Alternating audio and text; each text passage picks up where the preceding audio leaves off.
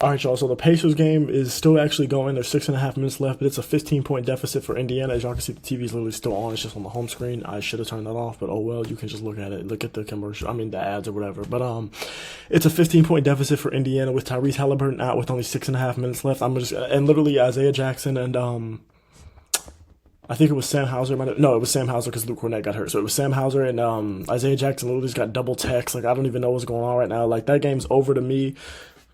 I wouldn't be recording this video if Tyrese Halliburton was playing because a 15-point lead really isn't much in the NBA anymore.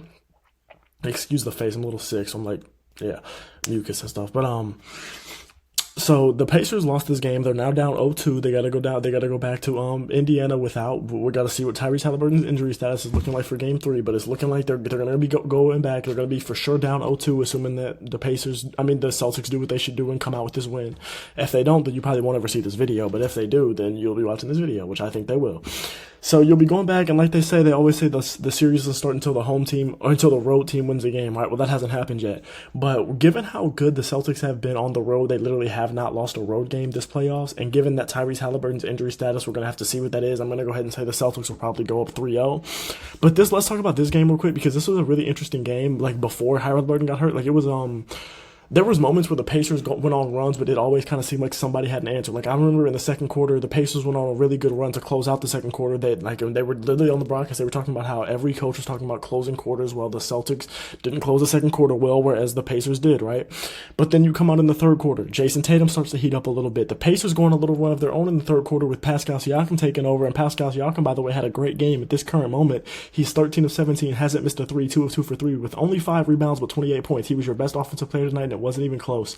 Because you guys were missing a lot of offense tonight. We're going to talk about that because there was a lot of people tonight offensively that did not play well. So we're about to talk about all of that. But the Pacers tonight, it was an interesting game because it felt like every time they made a run, right, like I said, the Celtics would make one. Like, I think it was either in the second quarter or the third quarter they made one, and Derek White alone was like matching. I think it was Siakam was making a run by himself, but it was like to match him on the other run was Derek White making a run by himself. And then you get Tatum, who at one point was like 2 for 8. Tatum did not have a good game. Right now he's 7 for 18, 0 for 5 from 3 with 17 points. He did not have a good game by any means. But then you get Tatum, who starts to hit a couple buckets in that third quarter. Now that run, where you're having a run, it's less impactful because Tatum's having one too. Well, you got Nembhard, he's cooking up for a few ISO buckets here and there. Well, then you got Jaylen Brown, who's coming along, and he's having a run of his own. Jaylen Brown today was their best offensive player, had a great game.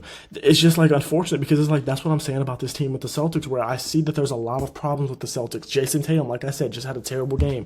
Porzingis still isn't back. There are a lot of problems with the Celtics. 2 3-point dominant sometimes, 2 3-point reliant sometimes. Well, Jason Tatum just hit his first 3. He now has 20 points. Congratulations. I don't care. He's still in a bad game. But this is why I say the Celtics are a championship team, because they are a team where if their offense isn't rolling, well, their defense might be. If Jason Tatum's not going, well, Jaylen Brown might be. If Jaylen Brown's not going, well, Jason Tatum might be. If neither one of them is going, well, Derek White and Drew Holiday might be. Derek White and Drew Holiday both had good games today, and Drew Holiday had a very good game in Game 1. Derek White didn't, but we saw what he did in those final few games against Miami. We know what these guys can do. And then once you add Porzingis back into that fold, that just makes things even more interesting. And now the problem with this is, though, Cornett did get hurt. Now, the Cornett injury wouldn't be a big one if Porzingis wasn't hurt. But with Porzingis out and with Al Horford already playing the most of your starting 5 minutes, I mean all of your starting 5 minutes, and then you have Luke Cornett coming off the bench, well, now you're not even going to get those 5 to 10 Luke Cornett minutes you were going to get a game. Now you're going to get even less. Well, what are you going to do? Are you going to bring Xavier Tillman off the bench? Are you going to bring some of these other guys maybe off the bench? Because I think they would bring in Xavier Tillman off the bench in this series where they're already up 2-0, they're looking to go up 3-0, or maybe they'll just go with a whole lot of small ball. I have no idea. We'll see what they do. Or maybe Al Horford does get all those minutes with Luke Cornett out, assuming he misses another game. Assuming, like, because he didn't play once he got hurt in this game, he didn't come back. But let's assume he's missing Game 3. We don't know. I don't think we know. At least I didn't hear anything about it. But so let's go ahead and talk about the Celtics. Drew Holiday, another game where he dominated Tyrese Halliburton offensively, bro. He was 6 of 7, 3 of 4 from 3 with 10 assists, 15 points. Drew Holiday had a very good game. Drew Holiday is not the guy you need to go out there and give you 30. He's the guy that you need to go out there and do what he did today. Play good defense, take advantage of a mismatch when he has one, and tonight, make very effectively. Al Horford, good 25 minutes for you, Al. No fouls, 6 points, 3 for 6 shooting. You didn't take too many threes. You didn't rely on the 3. You were only 0 for 1 from 3, but 10 rebounds. Big, especially in a game where you didn't have anyone else get anywhere near 10 rebounds. Tatum literally was your next closest rebounder with 6. And then you had Sam Hauser off the bench with 5, and you had Jaylen Brown with 5. You did not have any rebounders. Luckily for you, Indiana couldn't rebound the damn ball in this one. So Al Horford, you were the best rebounder in the game. Great job. That's big. Derek White, 7 of 14, 4 of 8 for 3, 21 points. Like I said, he had his own run. I think it was in the Like I said, he had his own run. I think it was in the second or the third quarter where he was matching Pascal Siakam, where they were going blow for blow for blow. And that because of that run, the Celtics were able to not only keep the lead, but extend on it once Jason Tatum started to cook up a little bit more in that third quarter. Again, he had a bad game, but there were moments where he started to cook up a little bit more. Where you got Jaylen Brown, who had been on a tear the whole game, where now he comes in and he's still on a tear. Well, now it's just tough to guard, especially when you have a mismatch out there for 48 minutes whenever Tyrese Halliburton's on the floor, because you know he cannot guard Drew Holiday, especially not in the paint. It just is what it is. Sam Hauser off the bench, 1 for 5 shooting, not great. Peyton Pritchard off the bench, 4 of 6, 10 points, 2 of 2 of 3. Great job, Peyton Pritchard. In this game, another thing that I noticed, the Pacers. Now, you get excused the loss because Halliburton didn't play for a majority of the second half, whatever.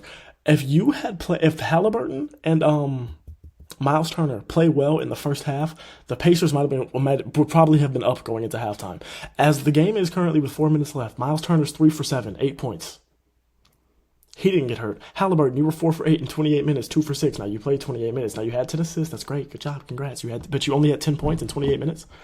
I know you got hurt, but you weren't hurt before that. You only had 10 points in 28 minutes. I've talked about this numerous times, and it's been talked about everywhere in the playoffs. The lack of aggression from Tyrese Halliburton is something that has to get fixed, and I believe it's something that can get fixed with youth, or maybe he's just not the 1A.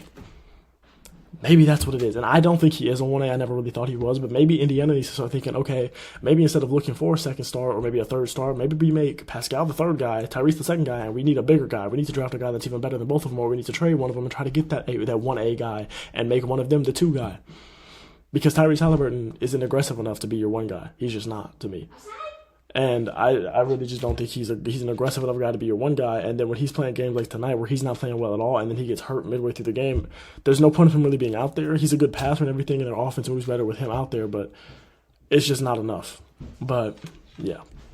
My apologies, was rudely interrupted. But anyways, Tyrese Halliburton, he's not aggressive enough of a guy consistently enough to be a 1A guy in my personal opinion. That's just what I think. And it's just like in these playoffs, I feel like if he had been more aggressive more consistently, there would have been games that they would have won, that they should have won, that they could have won if he had been more aggressive. And I think this was one of those games. Miles Turner, after having such a great game 1, I think you had 18 or 20 points in the first half of game 1. In game 1 today, I think you might have been scoreless. I'm not sure. But you didn't do anything offensively today. You didn't even really do anything defensively either, and you didn't get any rebounds. 4 rebounds from a starting center is disgusting. Tyrese Halliburton himself had 4 rebounds. That is disgusting work, Miles Turner.